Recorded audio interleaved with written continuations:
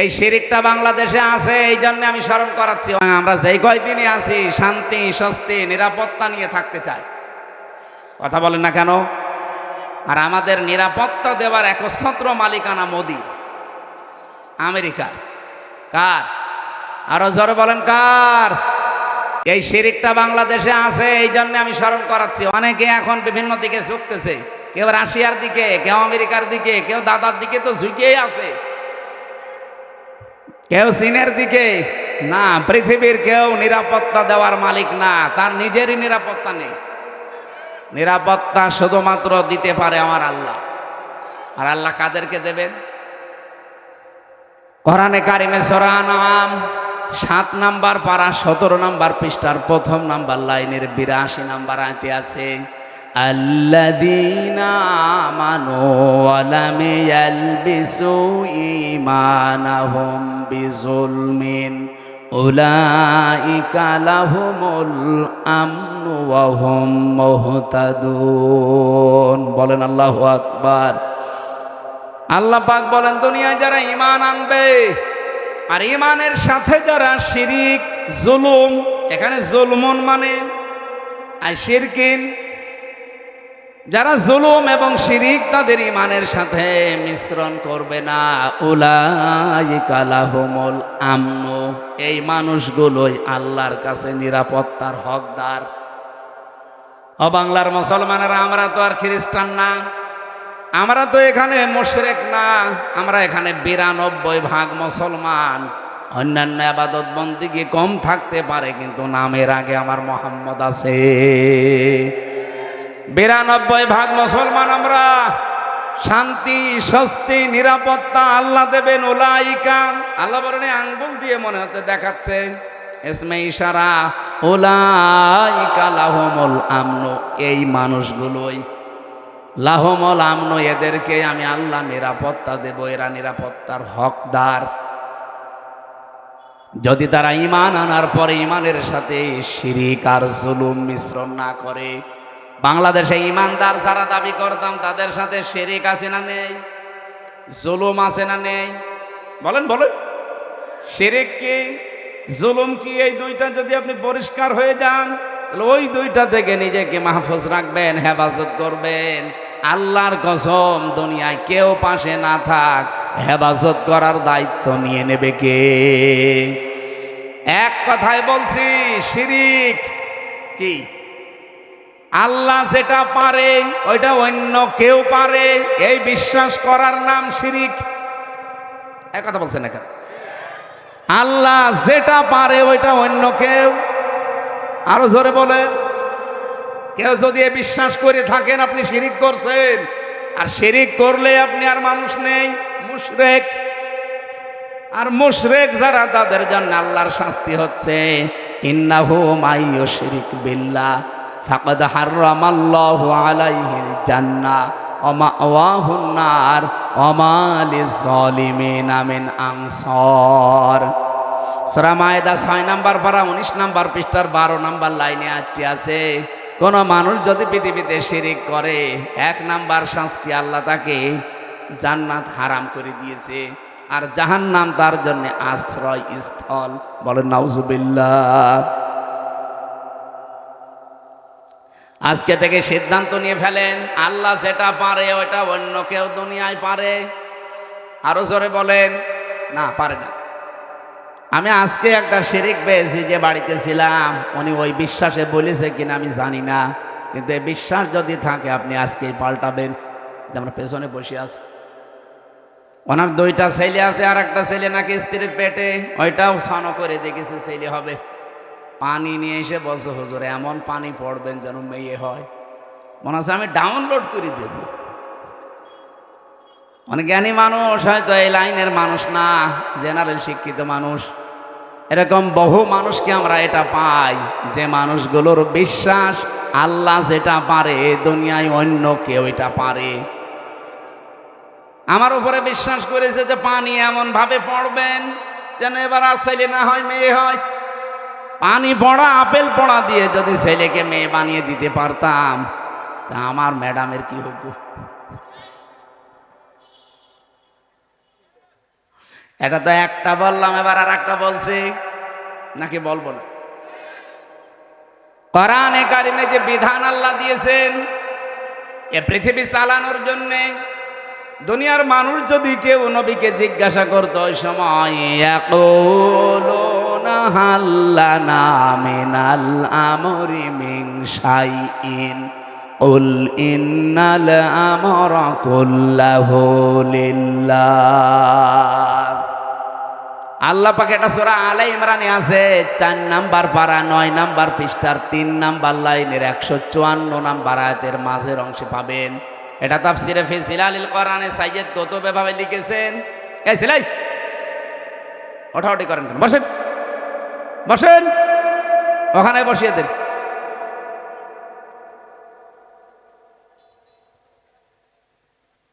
রব্বুল আলামিন বলেন, নবী, মানুষ যদি আপনাকে জিজ্ঞাসা করে যে দুনিয়া চালাতে তো আইন কানুন লাগে, এগুলো কি আমরা বানাতে পারি? আল্লাহ সাফ জবাব দিয়েছেন, আপনি বলেন না। কুল ইন্নাল আমরা কুল্লাহু লিল্লাহ। আইন শুধুমাত্র বানাতে পারে কে? আরো জোরে বলেন। আল্লাহর দেওয়া আইনের পাশাপাশি কেউ যদি আইন বানায় সে শিরিক করছে। কি কথা বলেন?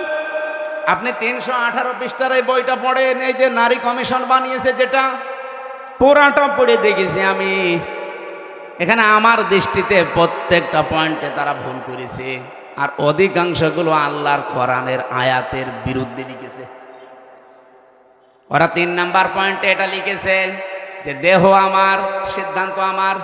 এটা কোরআনের আয়াতের বিরুদ্ধে। সূরা আরাফ এটা 8 নাম্বার পারা 16 নাম্বার পৃষ্ঠার 12 নাম্বার লাইনের 54 নাম্বার আয়াতে আছে, মাঝের অংশে পাবেন আলা লাহুল খালকু ওয়াল আমরু। আল্লাহ বলেন, এ পৃথিবী বানিয়েছি আমি, সিদ্ধান্ত দেবে কে? আর ওরা বলছে দেহ আমার, সিদ্ধান্ত আমার। আরে ভাই, দেহ আপনার মানে? আমার এই যে 33 বছর বয়স, 34 বছর আগে আমির হামজা নামে কোনো অস্তিত্ব ছিল? আসতে বলেন। হালাতা আলাল ইনসান হাইনুম মিনাদ দাহরি লাম ইয়াকুন শাইআম মাযকুরা। মানুষের জীবনে কি এমন সময় যায়নি যখন সে উল্লেখ করার মতো কিছু ছিল না? আমি তো 34 বছর আগে আমার বাবার বিয়ে হয়েছে, 35 বছর আগে, 34 বছর আগে অন্তত আমি দুনিয়ায় উল্লেখ করার মতো হামজা ছিলাম না। তে দেহ আমার হয় কি করে? এখন যদি বলেন না আমার মা বাবার, কে বলেছে আপনার মা বাবার? বিজ্ঞানের কাছে জিজ্ঞাসা করছে যে দেহটা কে বানিয়েছে? বিজ্ঞান বলছে বাবার স্ফলিঙ্গ দিয়ে দ্রুত গতিতে যে পানিটা বের হয়ে যায়, এইটা দিয়ে কমপক্ষে 4টা জিনিস তৈরি হয়। যদিও বিজ্ঞান তথ্য দিয়েছে, এটা খ্রিস্টান বিজ্ঞানী, এই খ্রিস্টান জানাচ্ছে যে 4টা জিনিস কমপক্ষে মায়ের ভেতরে 40 দিন যখন পাল্টাতে থাকে, এনা পাক পানিটা দিয়ে আল্লাহ 4টা জিনিস বানায়। ওরা তো আর আল্লাহ বলে স্বীকার করে না, বলে গড। কি বলে? আমি এটা পেয়েছিলাম তামিলনাড়ু এক খ্রিস্টান ডাক্তারের কাছে। উনি বলছিল কম্পিউটারের ভেতরে, ওই যে ভেলোর হাসপাতালে চেন্নাই নিয়ে গিয়েছিলাম আমার ছোট মেয়েটাকে। ওই সময় তো বড় মেয়ে, ওইটাই ছোট ছিল, একটাই ছিল। বলছিল রক্ত, গোশত, চর্বি আর চামড়া, মায়ের রেহেমের ভেতরে যে নাপাক পানিটার থলি আছে, ফিকরারি মাকিন বলা হয় যেটাকে, ওখানে একটা সুরক্ষিত জায়গা, একটা নাপাক পানি আছে। ওই পানির ভেতরে এই পানি যে মিশ হয়, ওটা দিয়ে আল্লাহ আরো 4টা জিনিস বানায়, চুল, রগ, হাড় আর পর্দা। 8টা জিনিস যখন এক হয়, তখন মাটির নির্যাস থেকে যে আমরা বলি যে আল্লাহ মানুষ বানিয়েছে কি দিয়ে, না সরাসরি মাটি দিয়ে। এই যে পরকীয়া প্রেমে যারা আছে তারা কি শোক পায় না? শোক না পেলে 2-3টা ছেলে মেয়ে রেখে চলে যায়। ও মনে হয় গিয়েছে। এত জোরে বলেন কেন? এলাকায় যদি কেউ অবৈধ সুখে থাকেন, এই মুহূর্তে আপনি থেমে যান। আর সুখ আপনি হয়তো কিছু পাচ্ছেন, এক একটা অবৈধ সুখের কারণে কমপক্ষে 70টা দুঃখ সামনে আপনার অপেক্ষা করছে। সুতরাং এই প্রেম ছেড়ে দেওয়া লাগবে, পরকীয়া প্রেম। যারা রাজি আছেন হাত তোলেন তো। এই, কার সাথে লাইন আপনার? বিয়ে করেছেন? বিয়ে করলে তো আপনার আর লাইন করার দরকার। আমি এখান থেকে একটা শিক্ষা দিতে চাই, যেহেতু রেকর্ড হচ্ছে, এটা জাতির জন্যে বলবো। এটা আমার অন্য দিকে নিয়েছেন না যে হুজুর যা বলে সব আমার গায়ে লাগে। যেহেতু অবৈধ সুখ ভোগ করলে এক একটার জন্য শাস্তি কয়টা? আরো জোরে। তাহলে এতদিন যারা এগুলো করেছে তাদের এখন শাস্তি আপনি দেখতে পাচ্ছেন। এত কিছু তারা করেছিল, এখন ভোগ করতে পারছে না।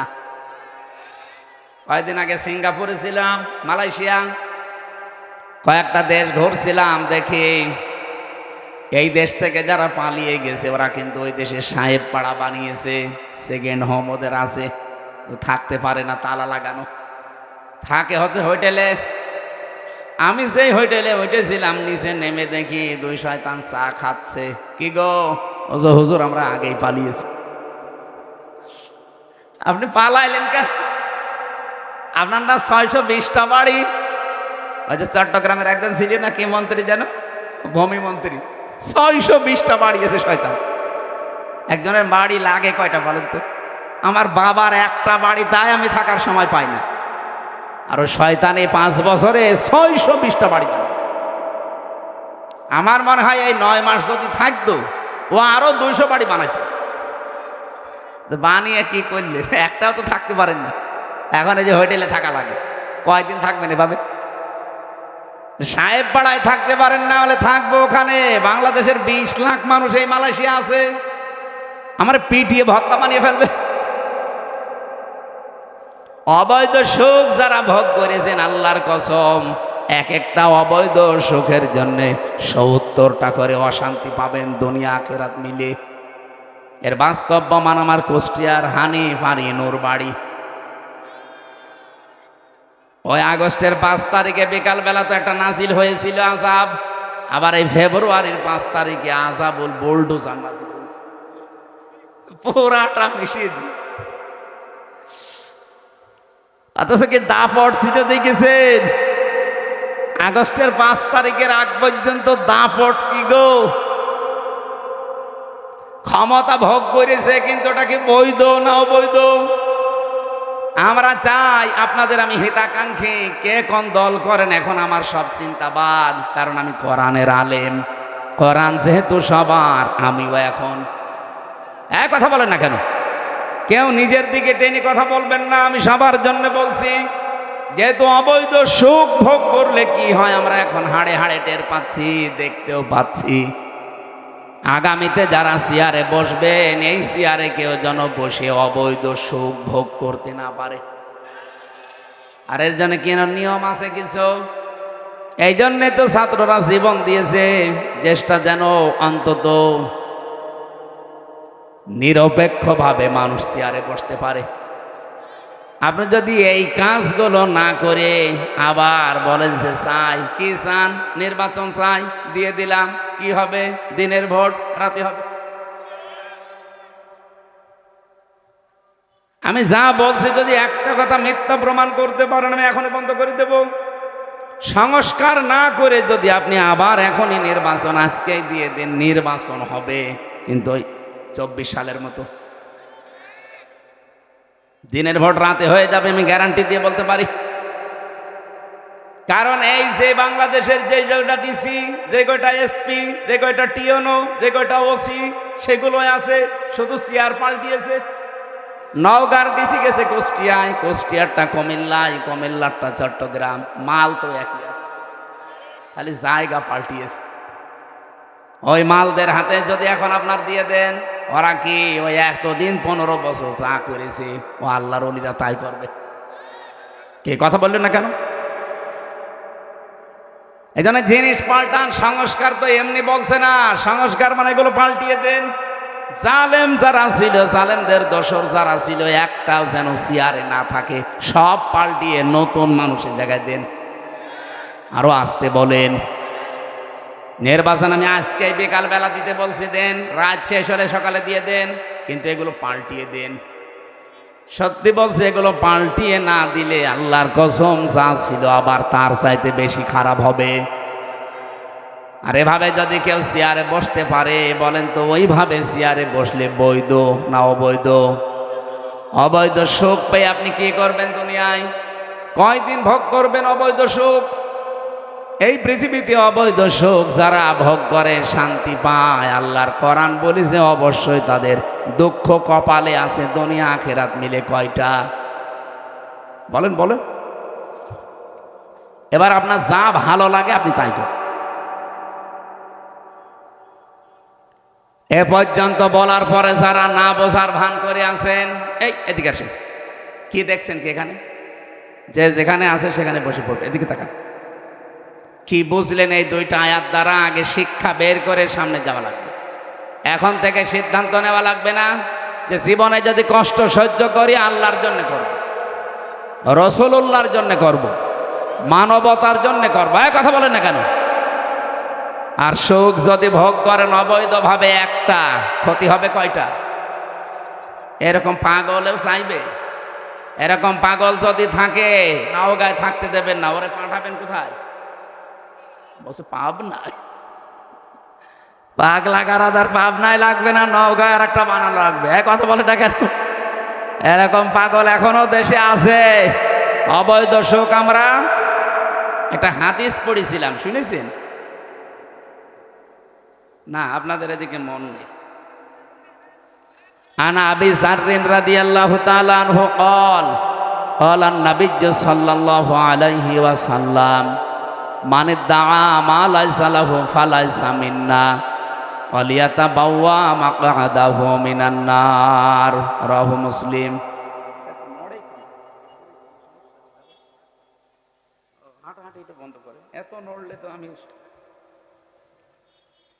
এখানে হাঁটাহাঁটি যদি খুব জরুরি না থাকে করবেন না, একটু নিস্তব্ধ পরিবেশ দেন।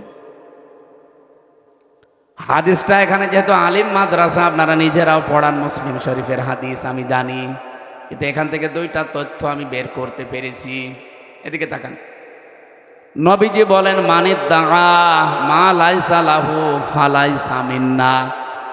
যেই জিনিস তোমার না, ওইটা যদি নিজে দখল করে নাও, নিজের আয়ত্তে রেখে দাও, যেই দিন এই কাজ করবা ওই দিন থেকে তুমি আমি নবীর উম্মত নেই। শুনেই না আউযুবিল্লাহ পড়ছেন, বাস্তবতা বলবো।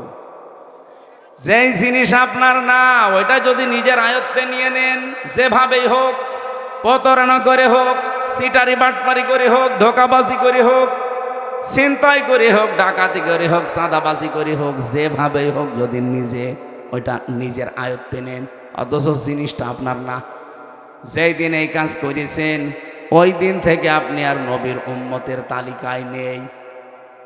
নওগাঁবাসী বিবেক দিয়ে বলেন, যদি কেউ নবীর উম্মত না থাকে সে হয় ইহুদি, খ্রিস্টান, মুশরিক, মাজুসি। কথা বলছেন। ৪,৫০০ ধর্মের লোক এখন দুনিয়ায় আছে। আমি বাইরের দেশগুলোতে গিয়ে মিশেছি তাদের সাথে। থাইল্যান্ডে গিয়ে এক জায়গায় যাচ্ছিলাম বাসে চড়ে, জিজ্ঞাসা করলাম যে আপনার নাম কি? নাম বলার পরে মনে হচ্ছে না, এই মুসলমানের নাম না। আপনার নবীর নাম কি? বলছে জোসেফ। জোসেফ মানে? হ্যাঁ, মুসা আলাইহিস সালাম, এটা ইহুদি। আর একজনের সাথে সিঙ্গাপুরে দেখা হয়েছিল, জিজ্ঞাসা করলাম আপনার নবীর নাম কি? বলছে যিশু। যিশু মানে ঈসা আলাইহিস সালাম। তাহলে ওই নবীর উম্মত দাবি করছে তারা। কেউ ঈসা, কেউ মুসা, কেউ ইব্রাহিম। ওরা ইব্রাহিম নবীর নামও পাল্টিয়ে দেখে আব্রাহাম। বিভিন্ন নাম তারা পাল্টিয়ে দিয়েছে, কিন্তু জিনিস তো আমরা যারে মুসা বলি, যারা ঈসা বলি, যারা ইব্রাহিম বলি। তাহলে ওরা আমাদের নবীর উম্মত কিন্তু দাবি করছে না। জিজ্ঞাসা করলে তো বলে না যে আমার নবীর নাম মুহাম্মাদুর, বলে না, বলে না। কারণ ওরা নবীকে স্বীকার করে না, ওরা স্বীকার করে ওই সমস্ত জায়গাকে। যদিও তারা মুসা নবীর আদর্শের ওপরও নেই, যদি তারা ইব্রাহিম নবী, ঈসা নবীর আদর্শের ওপরেও নেই। এই পৃথিবীতে এখন ইসরায়েলে যে ইহুদি দাবি করছে, এটা বিশ্ব, এটা বেহায়া, বেলজ্জা, এবং এরা নাফারমান সবচাইতে পৃথিবীতে বড়। কারণ ওরা নবীর নাম বলে কিন্তু নবীর আদর্শ ওদের ভেতরে নেই। ওরা ইহুদিরা মুসা নবীকে বলে আমাদের নবী যোসেফ, কিন্তু কোনোদিন মুসা নবীর আদর্শ ওদের জীবনে আছে? 1940 সালে ওদেরকে থাকতে দিয়েছিল দয়া করে এই ফিলিস্তিনের মানুষগুলো, খালি পায়ে খালি গায়ে সারা দুনিয়া ঘুরছিল, কেউ নেয়নি। দয়া করে মানবিকতার খাতিরে থাকতে দিয়েছিল, আর শয়তানরা এখন তাদেরকে এই দেশ থেকে তাড়িয়ে দিচ্ছে। আল্লাহ ধরে না এবার ধরেছে। ইন্না বাতশা রাব্বিকা লাশাদীদ ইন্নাহু হুয়া ইউবদিউ ওয়া ইউঈদ। আল্লাহ পাক বলেন আমি কিছু বলি না, কাউকে ধরি না, যদি কাউকে একবার ধরি আমি ওরে ছাড়ি না। ইসরায়েলে এখন যে দাবানল চলছে, জেরুজালেমের রাস্তা পর্যন্ত বন্ধ আছে 3 দিন। আপনি টের পাচ্ছেন? এতদিন পর্যন্ত এই জালেমদের অত্যাচারে মুসলমানরা বাড়ি ঘর ছেড়ে দিয়ে পালিয়েছে, আর ওরা এখন আল্লাহর গজবে বাড়ি ঘর ছেড়ে পালাচ্ছে। কত উন্নত প্রযুক্তির মেশিন লাগিয়েছে তারা, পানি দিচ্ছে লেভানোর জন্য আগুন, কিন্তু না যত দেয় তত আরো চলে। কারণ এই আগুন তো আর হামজা লাগায়নি, আগুন লাগিয়েছে কে?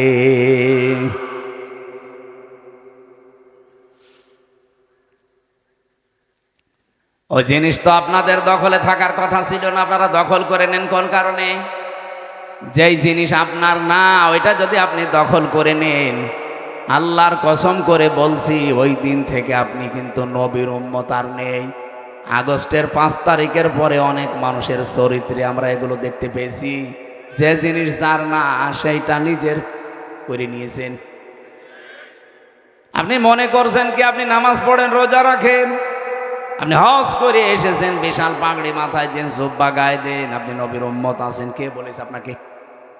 আপনি যদি নবীর উম্মত থাকেন এই হাদিসটা না মানার পরেও, তাহলে আব্দুল্লাহ বিন উবায় নবীর উম্মত। কে কথা বললেন এখানে?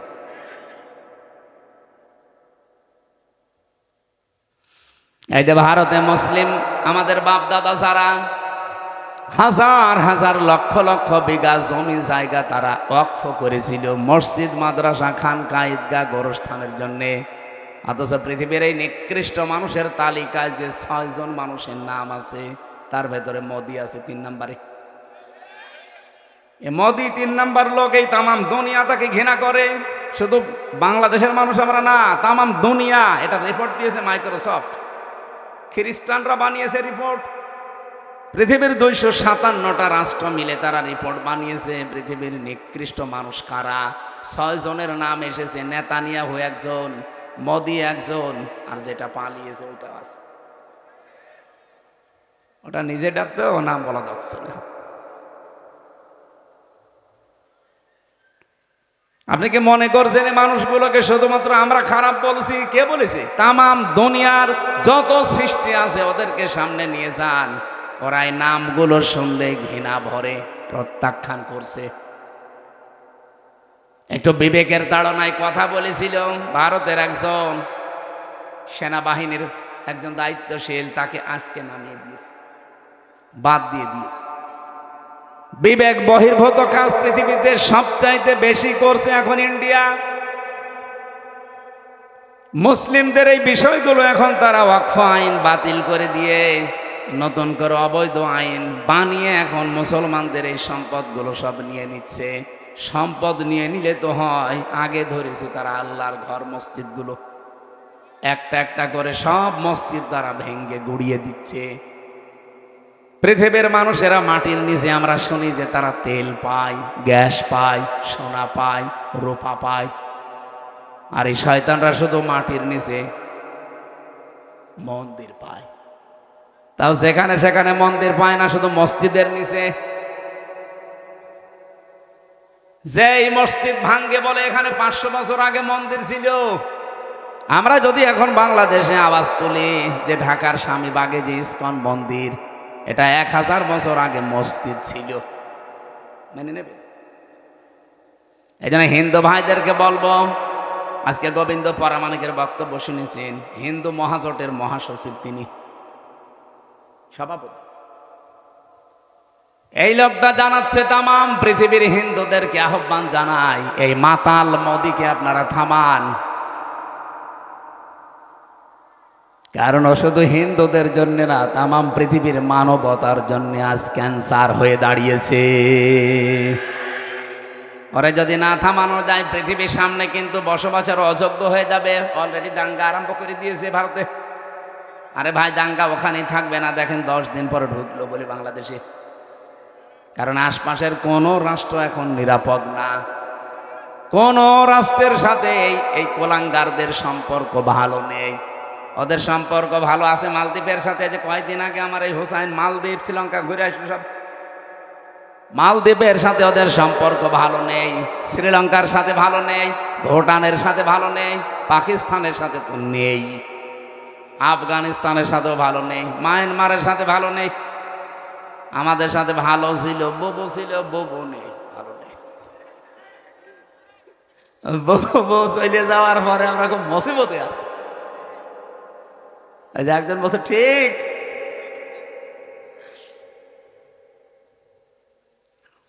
বউরে এতদিন শুনতাম নাকি যে স্বামী স্ত্রীর সম্পর্ক, এটা তো মিথ্যা কথা। কারণ দাদা তো ফুল হাতা আর আমরা হাফ হাতা। ফুল হাতা বোঝে? আমি জেলখানা এটা বুঝতাম না। জেলখানায় এক পেয়েছিলাম, জেলার দেবদুলাল। ও যখনই জেলে প্রবেশ করত, গেট দিয়ে আসার সঙ্গে সঙ্গে কয়েদিরা যারা এক বাক্যে আওয়াজ দিত, ফুল হাতা ঢুকতেছে। তখন বুঝলাম যে বেটা মুসলমানই দিইনি। মুসলমানি না দিলে কি বলে? ফুল হাতা। আর আমরা এখানেও ফুল হাতা আছে, এই যে ছোটগুলো। এই না মানে না, ও ফুল হাতা। এই ছোট ছোট গুলো, এগুলো সব ফুল হাতা না, এগুলো হাফ হাতা এখন হয়নি। যাই বলেন, এতদিন পর্যন্ত মিথ্যা কথা ছড়িয়েছেন এই 15 বছর যে আমাদের স্বামী স্ত্রীর সম্পর্ক না, এটা আর বলবেন না, এটা সম্ভব না। কারণ আমাদেরটা যাই হোক, অন্তত হাসি কথা বলছেন এটা। আর দাদা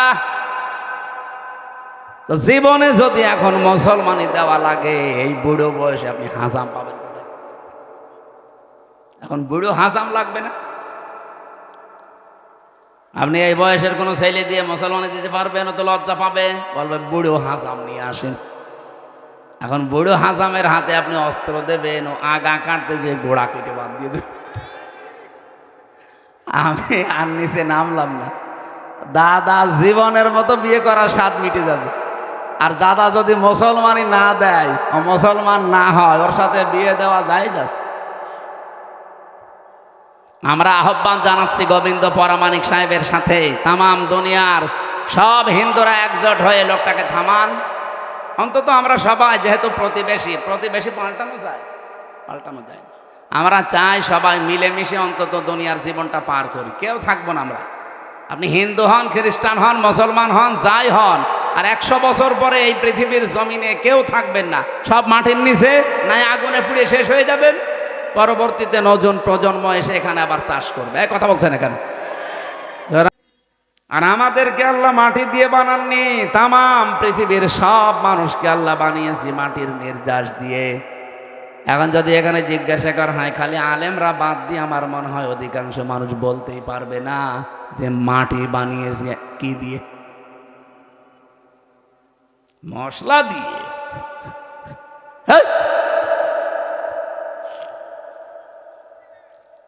মাটির ভেতরে পাবেন আপনি oxygen, silicon, aluminium, iron, calcium, potassium, sodium, magnesium, nitrogen, hydrogen. ওদিকে 4, 4, 8টার মাটির উপাদান থেকে যদি 10টা হয়, 8 আর 10 কয়টা হয়? বলেন। আপনি এখানে এইটা না ভিড়িয়ে যদি কম্পিউটার দিতেন অথবা ল্যাপটপ সেট করেন, আমি আপনাকে এখন হাতে কলমে দেখাতে পারবো যে মানুষের 3.5 হাত বডি বানাতে 18টা জিনিসে হবে না, কমপক্ষে 23টা জিনিস লাগবে। সূরা আলে ইমরানের 6 নম্বর আয়াতে এই তথ্যগুলো পাবেন। ওয়াল্লাযী ইউসাউবিরুকুম ফিল আরহামি কাইফা ইয়াশা লা ইলাহা ইল্লা হুয়াল আজিজুল হাকীম। বলেন আল্লাহু আকবার। তিনি সে আল্লাহ যিনি মায়ের রেহেমের ভেতরে তোমাদের আকৃতি তৈরি করেন। আকৃতি তৈরি করতে কমপক্ষে 5টা জিনিস তো লাগবেই। এই তথ্যটা এবার পাবেন সূরা নাহালে 14 নম্বর পারা 14 নম্বর পৃষ্ঠা 13 নম্বর লাইনের 78 নম্বর আয়াতের মাঝে আছে। ওয়াজআলা লাকুমুস সামআ ওয়াল আবসারা ওয়াল আফইদা ইলা আখিরি আয়াত। আল্লাহ পাক বলেন শ্রবণ শক্তি, দর্শন শক্তি, বাক শক্তি, আকেল শক্তি, ঘ্রাণ শক্তি এগুলো আমি আল্লাহ আমার রব নামের কারণে দিয়েছি। আমরা ওদিকে 4 4 8 পেয়েছিলাম মার বাবার থেকে, মাটির উপাদান 10 কত হয়? আমার আল্লাহ নিজে রব নামের কারণে আমাদেরকে ভিক্ষা স্বরূপ দিয়েছেন 5টা। 8 5 13 আর ওদিকে 10। এই 23টা যখন পুরাপুরি এক হয় তখন পূর্ণাঙ্গ মানুষ তৈরি হয়। কিন্তু এই 23টার ভেতরে 2টা একটাও যদি কম হয় ও জীবনেও পূর্ণাঙ্গ হয়ে আর আসতে পারবে না, তখন অপূর্ণাঙ্গ হয়ে আসবে। আল্লাহ যদি তাদেরকে বাক শক্তি না দিত তাহলে তারা কথা বলতে পারতো না। আজ যারা বলছে দেহ আমার সিদ্ধান্ত আমার, এই বাক শক্তিটা দিয়েছে তোর মা বাবা কে? বলেন বলেন। যিনি দিল কথা বলার শক্তি, এখন তার বিরুদ্ধেই কথা আরম্ভ হয়েছে। এই জন্য আমির জামাত ডাক্তার শফিকুর রহমান হাফিজাহুল্লাহ মানে ডাইরেক্ট ঘোষণা দিয়েছে বাংলাদেশে কমিশন রিপোর্ট দূরের কথা, এই কমিশনই আমরা মানি। এই কথা বলে না কেন? এটা যদি কেউ রাজনীতি মনে করেন, হ্যাঁ এটাই আমাদের রাজনীতি। কোরআন সুন্নাহ বিরোধী কোনো কাজ এই দেশে হওয়ার জন্য আমরা জীবন দেইনি। যারা বসে আছেন আমাদের জীবনের ওপরে বসে আছেন, আপনার ছেলে মেয়ে জীবন দেয়নি। 2732 জন মানুষ যারা মারা গেছে, কয় টাকা দিয়েছেন তাদের পরিবারে গিয়ে? আপনি কয়দিন দেখা করেছেন বলেন? এ মানুষগুলো আপনাকে কোরআনের বিরুদ্ধে আইন তৈরি করার জন্য এই দেশটা উপহার দিয়েছে না? আপনি মুগ্ধকে কবর থেকে তুলে জিজ্ঞাসা করেন, আবু সাইদকে কবর থেকে তুলে জিজ্ঞাসা করেন, রায়হানকে কবর থেকে তুলে জিজ্ঞাসা করেন, ইয়ামিনকে জিজ্ঞাসা করেন। যতগুলো মানুষের আমি 2732 জন মানুষের তালিকা আমার কাছে আছে, বই আকারে আছে। এই মানুষগুলোকে কবর থেকে তুলে জিজ্ঞাসা করেন, কারণ এরা শহীদ। আর শহীদ যারা তারা তো মরে না। এরা প্রত্যেকেই বলবে এই দেশে আমরা বৈষম্য দূর করার জন্য জীবন দিয়েছি। আপনি এত কি হয়ে পড়লেন যে আল্লাহর ভেতরে আপনি বৈষম্য খুঁজে পাচ্ছেন? যে নারী পুরুষের সমান অধিকার দেওয়া লাগবে, এটা বৈষম্য করেছে আল্লাহ। এই জন্য এই আইন আমরা মানি না। আমরা নতুন করে কমিশন তৈরি করে ওনার রিপোর্ট দিয়েছি। বিশেষ করে 4টা বিষয় দেখলাম মারাত্মক। 1 নম্বরে বিয়ের ক্ষেত্রে, 2 নম্বরে তালাকের ক্ষেত্রে, 3 নম্বরে অভিভাবকত্বের ক্ষেত্রে, 4 নম্বরে সম্পদ আদি বন্টনের ক্ষেত্রে। এই 4 জায়গায় নাকি আল্লাহ পুরুষকে বেশি দিয়েছে, মেয়েদেরকে কম দিয়েছে। এই জন্য এখানে পক্ষপাতিত্ব হয়েছে, ওনারা এটা মানে না।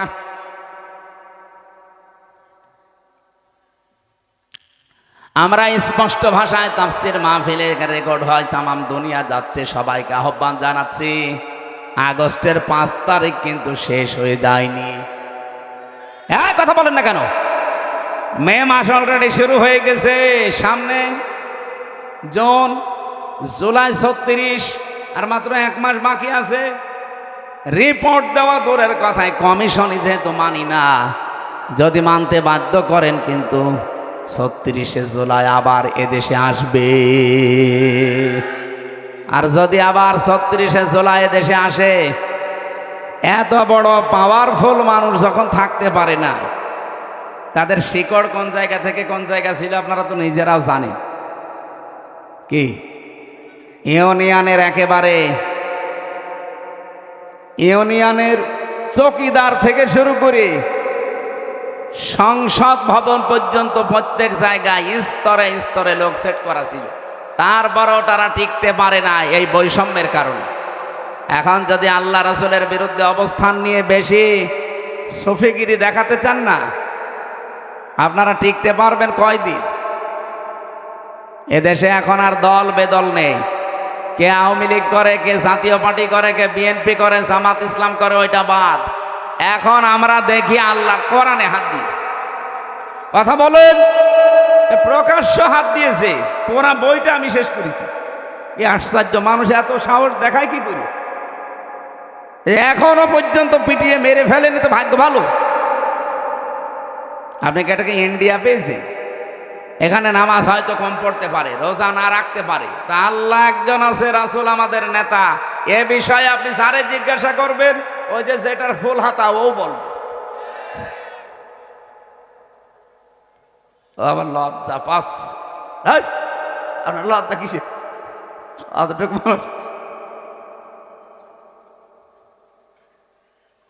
না, আমি হাসির ছলে বলি নাই, বাস্তবতা এইটা আমরা সতর্ক করে দিলাম। এরপরেও যদি কেউ মানতে না চান, নিজের কপালে নিজে আগুন লাগাবেন। যে যখন চেয়ারে থাকে সে তখন গিয়ারে থাকে। চেয়ার পেয়েছেন তো গিয়ারে আছে, টের পাচ্ছেন না কিছু। 92% মুসলমান যদি আবার 36শে জুলাই তৈরি করা লাগে, কোরআন কায়েম করেই ছাড়বে ইনশাআল্লাহ। যেহেতু আমরা নিরাপত্তা চাই, আমাদের প্রতিবেশীর কাছে আমরা স্বস্তি শান্তিতে নিরাপত্তায় নেই। আমাদের নিরাপত্তা শুধুমাত্র দিতে পারে চীন। কে বলেন বলেন? আল্লাহ বলেন নিরাপত্তা দিতে পারি, আগে নিজের ঈমানকে শিরিক মুক্ত করো। এই জন্য বলছিলাম আমার দেহ সিদ্ধান্ত আমার, এটা শিরিক। কারণ দেহ আমার না, সিদ্ধান্ত আমার না। আলাহুল খালকু ওয়াল আমরু। দেহ কার?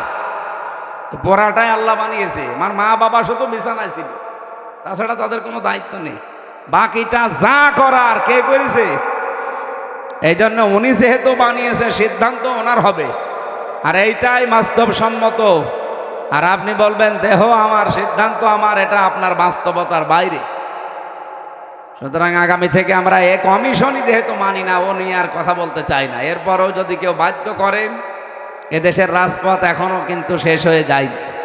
আমরা আশা করব দেশকে অস্থিতিশীল করার জন্যে এই কিছু কোলাঙ্গার মহিলার কথা শুনে, যেগুলো কোলাঙ্গার না হলে আল্লাহর কোরআনের বিরুদ্ধে হাত দেয়। আর এরা মহিলা বলে কি এদের?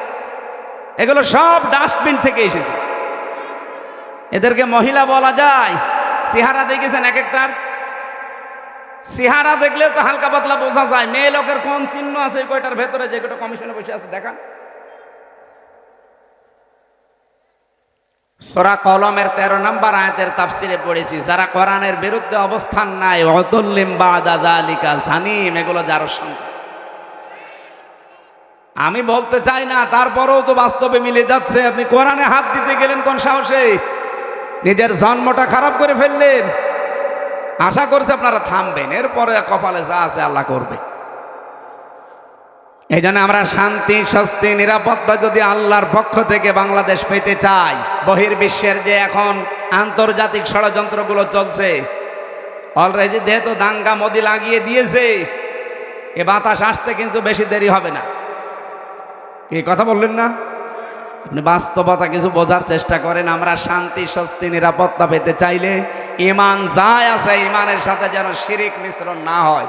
যেহেতু আল্লাহর আইনের সাথে অন্য কোনো আইন মিশ্রণ করা শিরিক, সুতরাং এই দেশে আল্লাহর আইনের বাইরে কোনো আইন আমরা চলতে দিতে পারি না।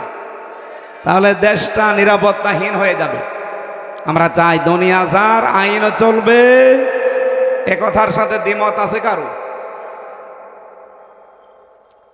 আবার ভাইরা, নামাজ যদি আপনার কমও থাকে, রোজা আপনার কম হয়েছে, পর্দা পশিদা কম হয়েছে, কিন্তু ঈমানটা যদি সত্যি আপনি পরিষ্কার রাখতে পারেন, আকীদা যদি আপনার বিশুদ্ধ হতে পারে, অল্প কিছু করলে আপনাকে আমার আল্লাহ নাজাত দিয়ে দেবেন।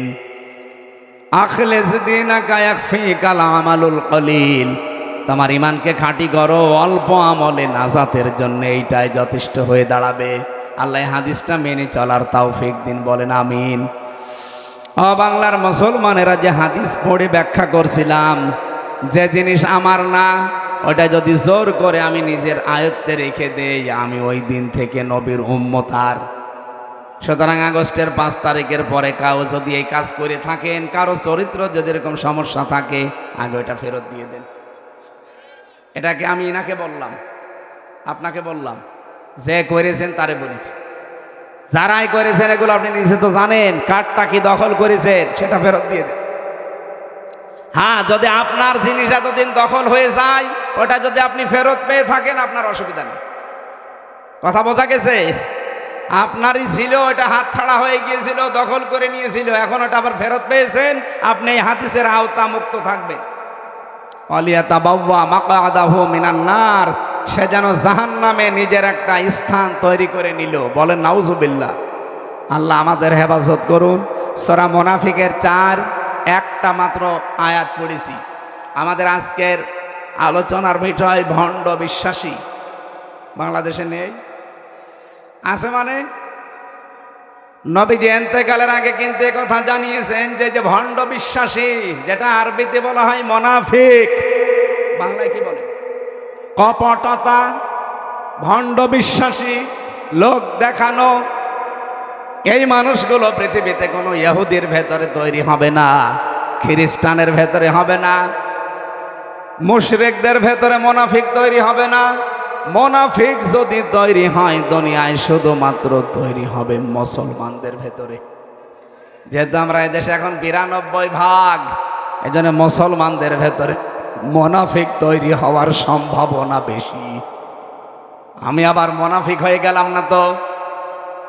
আল্লাহ পাক বলেন, ওয়াইদা রাআইতাহুম তুজিবুকা আজসামুহুম ওয়া ইয়াকুলু তাসমা'ু লিকাউলিহিম কাআন্নাহুম খুশুবুম মুসান্নাদা।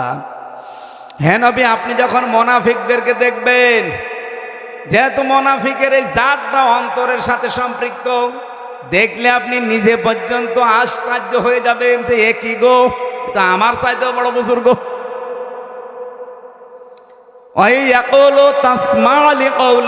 তাদের সাথে যদি আপনি কথা বলেন, যা তাদের কথা যদি আপনি শোনেন, আপনি বিমোহিত হয়ে পড়বেন, আপনি নিজেকে খেয়ে হারিয়ে ফেলবেন যে কি আমিও তো এত সুন্দর করে ইনিয়ে বিনিয়ে কথা বলতে পারি না। মুনাফিকদের উপরে ফিটফাট ভেতরে। বলেন বলেন। রাব্বুল আলামিন তাদের উদাহরণ দিতে গিয়ে জানিয়েছেন, কান্নাহুম খুশুবুম মুসান্নাদা, তারা যেন কাঠ খোদাই করা দেওয়ালের মতো। এত সুন্দর একটা উদাহরণ আল্লাহ সেট করেছেন, এটা পড়লে আমার কাছে কোরআনে কারিমের এই যে বালাগাত ফাসাহাত পরিপূর্ণ আমার আল্লাহ কোরআন, এই আয়াতটা তার প্রমাণ। কান্নাহুম খুশুবুম মুসান্নাদা, এর বাংলা অর্থ দাঁড়িয়েছে মুনাফিকদের দৃশ্য মনে হয় কাঠ খোদাই করা দেওয়ালের মতো। চাকচিক্যময় দেওয়ালগুলো দেখলে আপনি কিন্তু ভুলে যাবেন, খেয়ে হারিয়ে ফেলবেন। আর একটা বাংলায় কথা আছে, ফিদা হয়ে যাবেন। এটা আঞ্চলিক ভাষায় কি বলে? এটা কিছু দেখলে ফিদা হয়ে যায়। আমি আঞ্চলিক ভাষাটা এলাকা জানি না, এই জানে বলতে পারছি না। এটা বাংলায় লেখা পেয়েছি, ফিদা হয়ে যাবেন আপনি। কার্যকারিতা, কারুকার্যতা দেখলে মানুষ নিজেকে হারিয়ে ফেলেছে। এ কি গো, শিল্প এত সুন্দর হতে পারে। আল্লাহ পাক বলেন, ইয়াহসাবুনা কুল্লা সাইহাতিন আলাইহিম, মুনাফিকরা ধারণা করে উচ্চ কথা বললেই মনে হয় তাদের কোনো কিছু ফাঁস হয়ে যাবে। হুমুল আদব্য, তাদেরকে শত্রু হিসাবে চিহ্নিত করে রাখবেন। আমি কোন কয়েকটা বলছি। ফাহাজারহুম, তাদের থেকে সতর্ক থাকবেন। ক্বাতালাহুমুল্লাহ, এইটা বিশ্বাস করে রাখবেন যে আল্লাহ নিজে তাদেরকে হত্যা করবে, শাস্তি দেবে, কতল করবে। আন্না ইউফাকুন, কোথায় তারা ফিরে যাচ্ছে, এটা বাংলা অর্থ ছিল। এবারে এই যে তিনটা শব্দের ভেতরে গুরুত্বপূর্ণ শব্দ হচ্ছে ইয়াহসাবুনা, তারা ধারণা করে, মনে করে। কুল্লা সাইহাতিন আলাইহিম, উচ্চ কোনো কথা বললেই মনে হয় তাদের চরিত্র ফাঁস হয়ে যাবে। যেহেতু মুনাফিক এটা নিকৃষ্ট আল্লাহর কাছে, রসুলের কাছে এত নিকৃষ্ট, কোরআনে আল্লাহ উদাহরণ দিতে গিয়ে জানিয়েছেন মুনাফিক জাহান্নামে যাবে কাফেরদেরও নিচে। বলেন তো, আবু জেহেল মোনাফিক না কাফের? ফেরাউন মোনাফিক না কাফের? বলেন বলেন। তাহলে ফেরাউনকে আল্লাহ যদি জাহান্নামে দেয়, আবু জেহেলকে যদি জাহান্নামে দেয়, মোনাফিক যারা আমরা যারা মুসলমানদের ভেতরে এখন সেগুলো বলবো চারটা, এই চারটা বিষয় যদি কারো ভেতরে থাকে, ও আবু জেহেলেরও নিচে থাকবে। নওগাঁবাসী থাকতে চান আবু জেহেলের নিচে জাহান্নামে? বলেন বলেন। এক নম্বরে কোন হাদিসে আমি সালাসা পেয়েছি, কোন হাদিসে আরবা পেয়েছি। আয়াতুল মুনাফিক আরবা আছে, সালাসাও আছে। ইজা হাদ্দাসা কাযাবা, কথা বললেই মুনাফিকরা মিথ্যা কথা বলে। দুনিয়ার কথা বলুক আর ধর্মের কথা বলুক, কথা বললেই মিথ্যা কথা বলে। এরকম আলেম দেশে নেই। এই যে আমার ভণ্ড তাহেরি ভাই, কথা বাইরের দেশগুলোতে আমি যেয়ে দেখেছি, ওরা শুধু আজ দাঁড়িয়ে গেছে এই মিথ্যাটা না থাকার কারণে। মালয়েশিয়া তো মুসলমান দেশ, তারা 2004 সাল থেকে আজ দাঁড়িয়ে গেছে, আর আমরা 54 বছরও দাঁড়াতে পারি না। আমি মালয়েশিয়া বিশ্ববিদ্যালয় পড়াটা যখন ঘুরছিলাম, 120টা দেশের ছেলেমেয়েরা ওখানে আছে। আমার এই বিভিন্ন দেশের ছেলে মেয়েদের সাথে আমার পরিচয় হওয়ার পরে ওরা আমারে বলছে, হুজুর এই যে মোবাইলটা, এই রাজশাহী বিশ্ববিদ্যালয় দেখেছেন না, এর চাইতে কমপক্ষে 20 ডবল বড় হবে মালয়েশিয়া বিশ্ববিদ্যালয়। বলছে এই যে মোবাইলটা যদি এখানে পড়ে থাকে, সারা দিন সারা রাত যদি এর পাশ দিয়ে শুধু বাংলাদেশ আর ভারত আর পাকিস্তান, এই তিনটা দেশের লোক যদি এই রাস্তা দিয়ে না যায়, এই মোবাইল সারা দিন সারা রাত পড়ে থাকবে, কেউ নেবে না। তো বাংলাদেশের লোক আর ভারতের লোক যদি পাশ দিয়ে যায়, ও গায়েব হয়ে যাবে। শুনে কেমন লাগে বলেন তো, যে আমার কথা দিয়ে পাশ দিচ্ছে। ওরা আজ দাঁড়িয়ে গেছে শুধু এইটার কারণে। ওরা সত্যের উপরে যতটুকু আছে, তারপরেও তো 100 ভাগ নেই। আমার যতটুকু দেখা, এই 10 দিন আমি ছিলাম, এর আগে একবার গিয়েছিলাম, পড়াটা অবজার্ভ করে আমি যতটুকু পেয়েছি, ওই মানুষগুলো আজ দাঁড়িয়ে যাওয়ার পেছনে হচ্ছে মিথ্যা থেকে ওরা দূরে। মিথ্যা বলতে চায়, ধোঁকাবাজি করবে, মানে খাদ্যে ভেজাল দেবে, ঔষধ মিশাবে, ফরমালিন দেবে। যদি ধরা পড়ে কোনো বিচার লাগবে না, হিসাব অনেক, সঙ্গে সঙ্গে মেরে ফেলবে। এরকম বাংলাদেশে যে রাজশাহীর বাগমারার একটা ছেলে আছে, আমাদের বিশ্ববিদ্যালয় কুষ্টিয়ার বড় ভাই আব্দুল জব্বার মন্ডল, উনি যতটুকু ক্ষমতা পেয়েছিলেন ম্যাজিস্ট্রেট হিসাবে, যা আরম্ভ করেছিলেন, যদি পেছনে ব্যাকআপ থাকতো আর ওইভাবে যদি বাংলাদেশে 100 জন আব্দুল জব্বার তৈরি হতো, কেউ খাদ্যে ভেজাল দেওয়ার সাহস দেখাতো না। ওদের দেশগুলোতে খাদ্যে ভেজে, সিঙ্গাপুর, মালয়েশিয়া, থাইল্যান্ড, খাদ্যে ভেজাল নেই, এই জন্য শরীরও সুস্থ থাকে। আমি 10 দিনে একটা কাশিও দেইনি, আর বাংলাদেশে এসে আমার 14 বার কাশা লাগতেছে।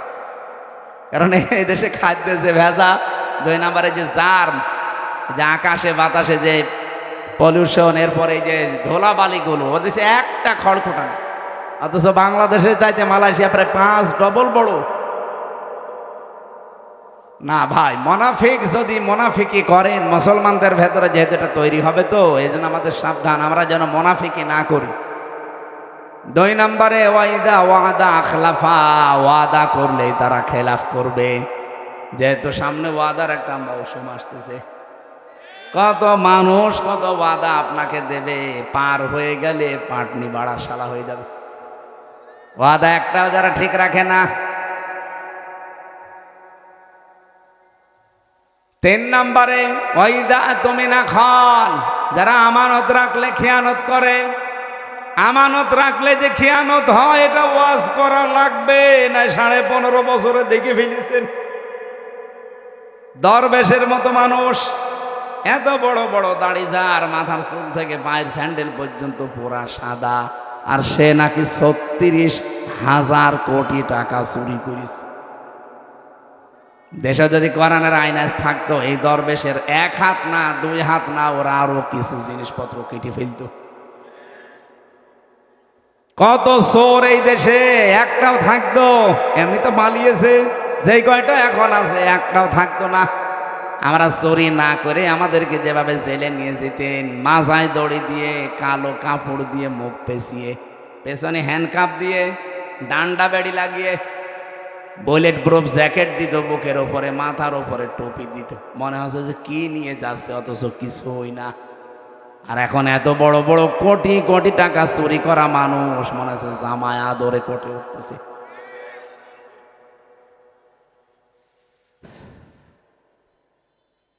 এই চোরগুলো যা করেছে, ওদের সাথে যারা মিশত এই মানুষগুলো এখন আশ্চর্য। কে সেদিন একজন কাজ ছিল, এনবিআর এর চেয়ারম্যান, মনে যদি এত টাকা মানুষ পাচার করতে পারে, এগুলো সব রাষ্ট্রীয় সম্পদ ছিল না? বলেন বলেন। হযরত ওমর বলেন, একবার আমি রাষ্ট্রের হিসাব করছিলাম, মোমবাতি ধরিয়ে অথবা শলাকার উপরে জয়তুনের তেল লাগিয়ে আমি একটা হিসাব করলাম। হঠাৎ করে দেখি রাতের বেলা দেশের প্রধান বিচারপতি হযরতে আলী আমার বাড়িতে আসার পরে সালাম দিয়ে জিজ্ঞাসা করলাম, প্রধান বিচারপতি, আপনি কি এসেছেন রাষ্ট্রের কোনো কাজ না নিজের কোনো কাজ নিয়ে? হযরতে আলী বলে, খলিফা, আমি এসেছি আমার পারিবারিক একটা সমস্যা নিয়ে। হযরত ওমর সঙ্গে সঙ্গে বাতিটা লিভিয়ে দিলেন। হযরতে আলীর মন খারাপ হয়ে গেল, কি গো, আমি দেশের প্রধান বিচারপতি, আমি এসেছি দেশের প্রধানমন্ত্রীর কাছে, আমারে দেখলে তো আরো আলোক সজ্জা বেশি করবে। আর একটা জয়তুনের তেল দিয়ে লম্প জ্বালানো ছিল, বাতি ওইটাও দিল লিভিয়ে, এখন তো অন্ধকার হয়ে গেল, আমি কি বলতে যে কি বলবো। হযরত ওমর ডাক দিয়ে বলে, প্রধান বিচারপতি আলী, মন খারাপ করবেন না, আমি আপনাকে আগেই জিজ্ঞাসা করেছি আপনি কি এসেছেন আপনার ব্যক্তিগত কাজে না পারিবারিক কাজে না রাষ্ট্রীয় কাজে? আপনি নিজেই বলছেন না আমি পারিবারিক কাজে এসেছি। আমি যে হিসাব করছিলাম এটা রাষ্ট্রের তেল পুড়িয়ে রাষ্ট্রের জনগণের হিসাব। তা আপনি আসলেন আপনার পারিবারিক ব্যক্তিগত জীবনের সমস্যা নিয়ে, জনগণের তেল পুড়িয়ে আমি কাজ করি। এ সময় আপনার সাথে কথা বললে জনগণের আমানতের সাথে খেয়ানত হবে। হযরতে আলী বলেন, এই দিন থেকে ওমরের প্রতি রাগ না মহব্বত যা ছিল, ভালোবাসা, এগুলো আরো আল্লাহ বৃদ্ধি করে দিয়েছে। দেশের 1628 জন মানুষ যদি এভাবে আমরা তৈরি করতে পারতাম, আজ বাংলার মুসলমানেরা সুযোগ আল্লাহ সব সময় দেয় না, 54 বছর পর একটা সুযোগ অলরেডি দিয়েছে। এবার যদি হাতছাড়া হয়ে আবারও চোর ডাকাত আবার এসে যায়, 100 বছরে সুযোগ আর পাবেন না। আমি বলছি না আপনি এই লোকটাকে দেন, এই লোকটাকে দেন না, আপনি এমন মানুষকে আপনার রায়, আপনার সিদ্ধান্ত, আপনার ভোট, আপনার আমানতটা দেবেন যে লোকটা পেলে আল্লাহর কাজ করবে, রাসূলুল্লাহর কাজ করবে, মানবতার কাজ করবে। আর যদি না নিজেই মারিং কাটিং এর উস্তাদ হয়, আপনার নিজের কপালে নিজে কোড়াল লাগাবেন না। সূরা হুদের 98 নাম্বার আয়াতটা বাড়িতে আজকে পড়বেন। ইয়াকদুমু কওমাহু ইয়াউমাল কিয়ামাতি ফাআওরাদাহুমুন নার ওয়া বিসাল ওয়িরদুল মাওরুদ। আল্লাহ পাক, এটা বাংলা অর্থ হচ্ছে, যেই দলের নেতা জাহান্নামে যাবে ওই দলের অনুসারী কর্মী সব তার সাথে জাহান্নামে যাবে। এটা আমি বানালাম। সূরা হুদ 12 নম্বর পারা 12 নম্বর পৃষ্ঠার 1 নম্বর লাইনের 98 নম্বর আয়াত। বাংলাদেশে যত তাফসীর আছে, বাংলা ইংরেজি যা পাবেন দেখেন, এইটা লেখা আছে। যদি এটা ফেরাউন সম্পর্কে আল্লাহ নাযিল করেছে, কিন্তু কোরআন তো শুধু ফেরাউনের জন্য না, তামাম দুনিয়ার জন্যে। যেই দলের নেতা জাহান্নামে যাবে ওই দলের কর্মী অনুসারী যা আছে তার পেছনে সব যাবে জাহান্নামে। আপনি এখন কোথায় যাবেন নিজেই ভাবেন। 4 নাম্বারটা যেটা বলতে চাই, এটা অনেকে আমরা বলতে চাই না, এইটাও আছে 4 নাম্বারে হাদিস। যারা কথা বললেই, কারো সাথে একটু ঝগড়া হলেই কথার আগেই গালি দেয়, এদেশে তো নেই। সেদিন আমি পাবনায় না কোন জায়গায় যেন যাওয়ার সময় দেখি বরফ বিক্রেতা, ওই যে আইসক্রিম বিক্রি করে, 2 মহিলা মনে হয় ঝগড়ার সময় গালি দিচ্ছিল, মোবাইলে রেকর্ড করিস। এমন গালি, একবারে 1 থেকে Z পর্যন্ত। পুরা গালি 8-10 মিনিট রেকর্ড করে আবার বরফ বিক্রি করছে ওই মোবাইলের সাথে কিভাবে মেমোরি কার্ডে সেট করে মাইকে ছেড়ে দিয়েছে। জোরে বাবা, গালি মানুষ এইভাবে দিতে পারে? বুড়ো বুড়ো এরকম মানুষ দেখি, যুবক ছেলে যুবতী মেয়ের সামনে তার মাকে গালি দেয়। এরকম বুড়ো দেশে নেই? আপনি মানুষ? হ্যাঁ, মুরব্বী যারা আছেন নিজের স্ত্রীকে গালি দেন, কারা হাত তোলেন তো? এই এলাকায় মনে হয় এই ওয়াজ করা ঠিক হচ্ছে না, কারণ আল্লাহর ওলি বসে আছে। না, গালি দেবেন। সম্মানিত মা বোন যারা এসেছেন, সম্মানিত মা বোনদেরকে বলছি, এদিকে তাকান। আপনি শুধু মনে করেন যে আমি নামাজ পড়ে রোজা রেখে কালো বোরকা পরে জান্নাতে চলে যাব, না। স্বামী যাদের আছে জায়েজ কথাগুলো মেনে তাদের খুশি রাখবেন, না জায়েজ কথা মানার দরকার নেই। হযরতে খাদিজা জীবনে 1 ওয়াক্ত নামাজ পড়েননি, একটা রোজা রাখেননি, জীবনে একদিনের জন্য পর্দায় ছিলেন না, কারণ এই বিধানগুলো নাজিল হয়েছিল সব তার ইন্তেকালের পরে। অথচ আল্লাহ তাকে নিজে সালাম দিয়েছে, তাকে এই পৃথিবীতে জান্নাতে ঘর বানিয়ে সুসংবাদ দিয়েছে। একটাই মাত্র কারণ, জীবনে কোনো দিন তিনি একটা দিনের জন্য স্বামীর মনে দুঃখ দেন। এখানে আমরা যারা স্বামী বসে আছি, একেবারে আল্লাহর দিকে তাকিয়ে বুকে হাত দিয়ে বলতে পারবেন যে জীবনে কোনো দিন আমি একদিনেও স্ত্রীর কাছ থেকে কোনো দিন দুঃখ পাইনি? দেখেন, একটা স্বামী হাত তুলতে পারল না। স্টেজে এত বড় বড় হুজুর বসে আছে, কেউ পারছে না। এক মুরব্বী হাত তুলেছে, বউ আছে, থাকতে পারে, আলহামদুলিল্লাহ। ওনার বউ যদি এরকম থেকে থাকে, আলহামদুলিল্লাহ। মা বোন যারা এসেছেন, আপনি চিন্তা করে বলেন, এখানে হাজার হাজার স্বামী, একটাও আমরা হাত তুলতে পারলাম না। আমিও পারি না, কি করে তুলবো? মিথ্যে কথা বলবো কি করে? পারবো না। এই জন্যে আপনাদেরকে আমি সতর্ক করছি, আপনার আদর্শ যেন খাদিজাতুল কুবরার মতো হয়। আমরা আর টানতে পারছি না, আমার গলা বসে যাচ্ছে। এই আয়াত আবার সামনে আসলে আমরা আবার কথা বলবো। আমার লিখিত জেলখানার একটা বই ছিল মেয়েদের ওপরে, দাম্পত্য জীবনে যে সমস্ত কলহগুলো, সমস্যার সমাধান করার জন্য আমি বই লিখেছিলাম, দেখে দেখে একেবারে বাস্তব। গাড়ি কোথায়? এটা গাড়ি না? গাড়ি থেকে মেয়েদের জন্য নিয়েছেন, কাজে লাগবে। আল্লাহুম্মা আমিন। লা হাওলা ওয়ালা কুওয়াতা ইল্লা বিল্লাহিল আলিয়্যিল আযীম। লা হাওলা ওয়ালা কুওয়াতা ইল্লা বিল্লাহিল আলিয়্যিল আযীম। মুনাফিকের যে জারগুলোর কথা শুনলাম, আল্লাহ আমাদের ভেতর থেকে বের করে দাও। আজকের মাহফিলের আলোচনার সওয়াবগুলো নবীজির রওজায় পৌঁছিয়ে দাও। মাটির নিচে যারা ঈমান নিয়ে ঘুমিয়ে আছে, এদেরকে ক্ষমা করে দাও রব্বুল আলামিন। এই আয়োজনে যারা শরীক আছে, এই মানুষগুলো তুমি মেহেরবানি করে কোরআনের ইজ্জতে কবুল করো। মা বোনদেরকে তুমি খাদিজাতুল কুবরার মতো বানিয়ে দাও। আগামীতে এই অনুষ্ঠানটা কোরআনের জন্য আরো বড় করে কবুল করে নাও। পাড়োয়েল আলিম মাদ্রাসা আল্লাহ কিয়ামত পর্যন্ত দিনের মার্কাজ হিসাবে কবুল করে নাও।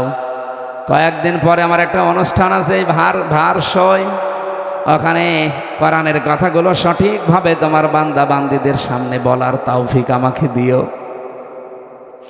এলাকায় মাটির নিচে কত মানুষ ঘুমিয়ে আছে, কোরআনের ইজ্জতে এদের মাফ করে দাও। মাহফিলের সভাপতি আমার বাবুল চৌধুরী ভাইকে মাফ করো। প্রধান অতিথি জনাব আব্দুর রকিব ভাই মাফ করো। বিশেষ অতিথি যত মানুষ আমরা এসেছি, জীবনের গুনাহগুলো মাফ করে নেকি বানিয়ে দাও। বারাকাল্লাহু লানা ওয়া লাকুম ফিল কোরআনিল আযীম। আলহামদুলিল্লাহি রাব্বিল আলামিন।